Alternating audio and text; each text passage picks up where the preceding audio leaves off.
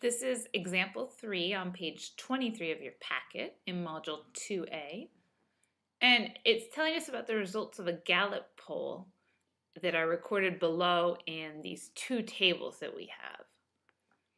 And then the paragraph gives some information about how they collected the data and how many people were in the sample. So we want to first understand the data. You remember from Math 25 and Math 30 the problem-solving process. Step 1 of that problem-solving process is to understand the data. So in statistics, we're dealing with a lot more data. We've got the tables to organize all the information, but we want to make sure before we start to solve any problems that we have understood the data, we've thought about the source, the who, the what, the when, the why, all of that information we want to think through. So question A here asks, what is the source of this data and when was it gathered? So if we look back up here, it tells us the results are from a Gallup poll, and it was gathered in telephone interviews. And there's two different groups going on here, two different samples. There's a sample of 1,000 adults that was taken in April of 2001, and a sample of 501 teens in May 2001. And it's okay that our samples are different size. The adults are 1,000 people, whereas the teens are 501 people. That's why we look at percents in the table instead of just looking at the numbers. So our next question is who? Who or what are the individuals that are described by this data? So there's two groups here, adults in the United States and teens in the United States. So because this is a randomly selected national sample, our population that we're describing here is all adults in the United States, and then we're looking at a subset or a sample of that. And also all teens in the United States, because our sample comes from everyone in the United States. The next question, what, asks what variables are being measured. So the variables are self-descriptors. If we look back here, they're describing their health conditions in one of these categories, excellent, good, just, fair, or poor. And then in the second table, they're describing things that the people might have done in these statements, and people are checking off which ones apply to them. And all of the things in this list are not good for the health.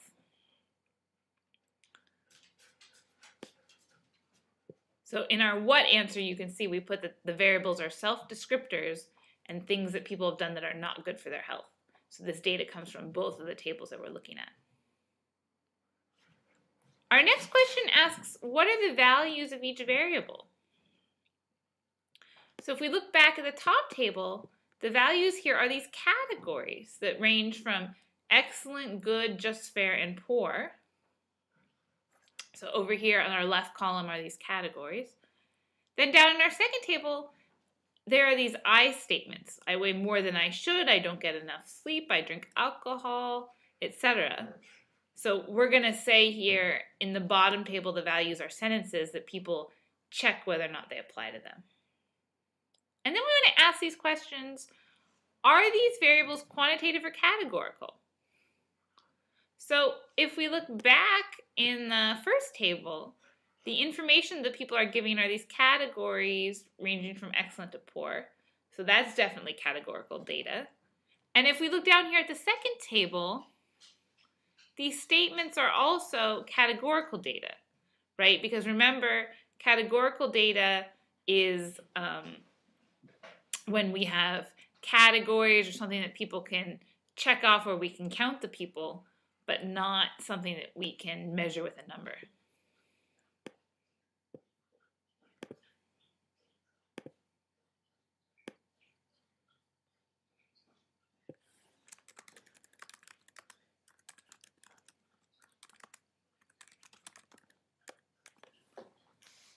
And then the next question, why, asks what questions could be answered using this data?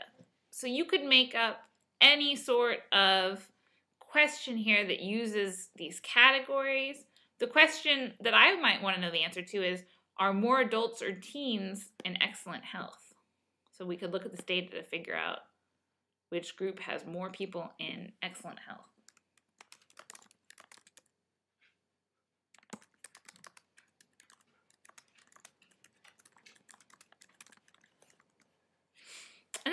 in part B, which set of data can be represented in a pie chart? So if we come back up here and look, remember a pie chart has the total 100%. So if we check out these numbers in the self-descriptors, it looks like these total up to 100 for both the adult category and the teens because these are the percents and there's only 4 choices here.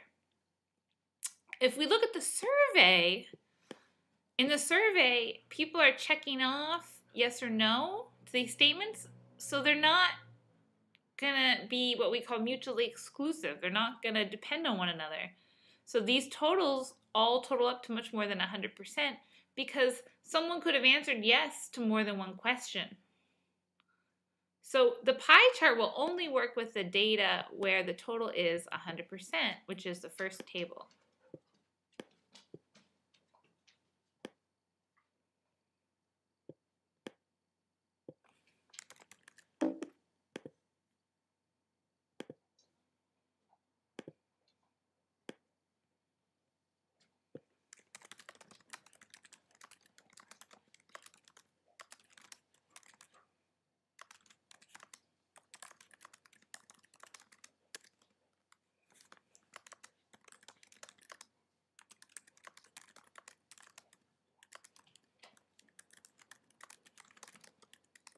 Okay, so here's our answer typed up.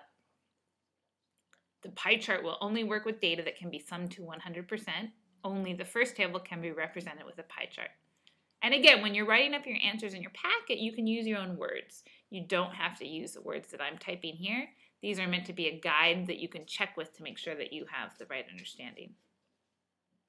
Question C asks, if we wanted to draw a bar graph to compare adult and teen responses to things they have done that are not good for their health, should we use the counts in the table or into the percents? Explain.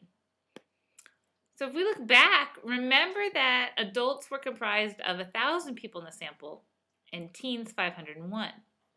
So if we look at the counts, the adult counts are much higher than the teens, but the percents may not be so much different. For example, if you look down here at I don't get regular checkups, that was 266 adults, which is 26.6% of adults. Whereas it was 130 teens, but that was still 26% of teens. Because remember that there are only 501 teens in the sample of teens, but 1,000 adults. So if we want to compare these, because the sample sizes are different, we should use the percent.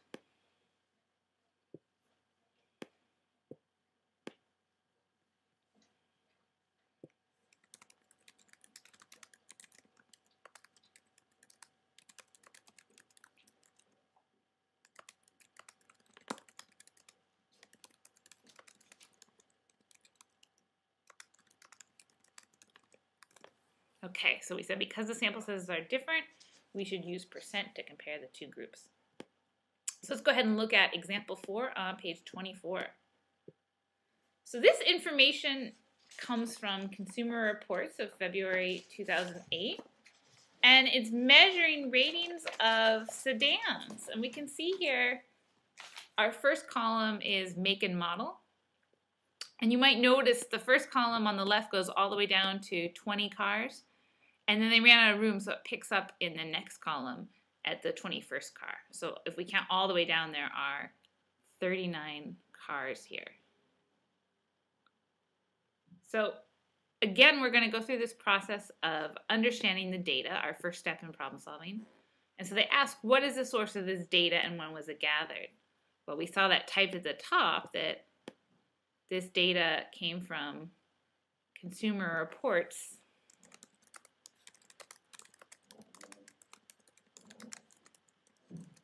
in February of 2008.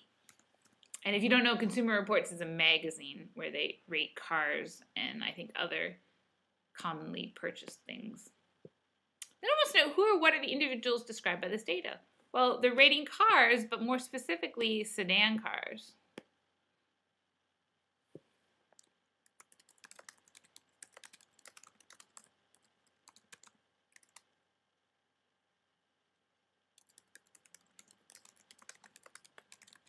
So you might remember this from the vocabulary that individuals don't necessarily have to be people or animals in a study, right? So in this case, the individuals in the study are cars.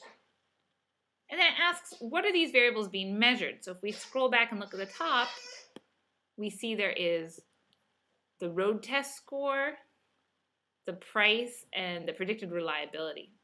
And the predicted reliability are these circles, and the keys up here for what the different circle shades represent. So the variables being measured are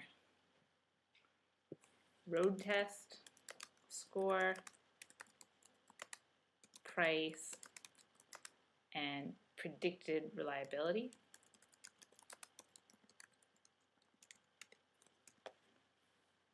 And then the units are how they're rating things. So the score categories have numbers or scores, and also these poor, fair, good, very good, excellent categories. So there are categories and numbers for scores.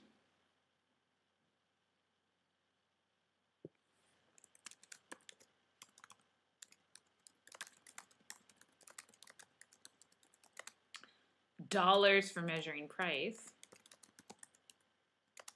And then they're using these kind of circles for the predicted reliability. And then these circles have an association with each circle, whether it's good, fair, ratings like that. And then they ask, are these variables quantitative or categorical? So in this table, which is pretty dense, we actually have both types of variables.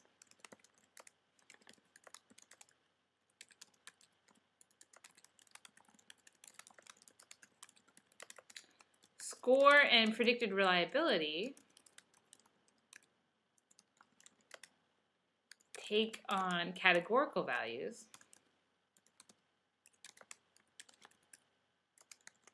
So for example, fair, good,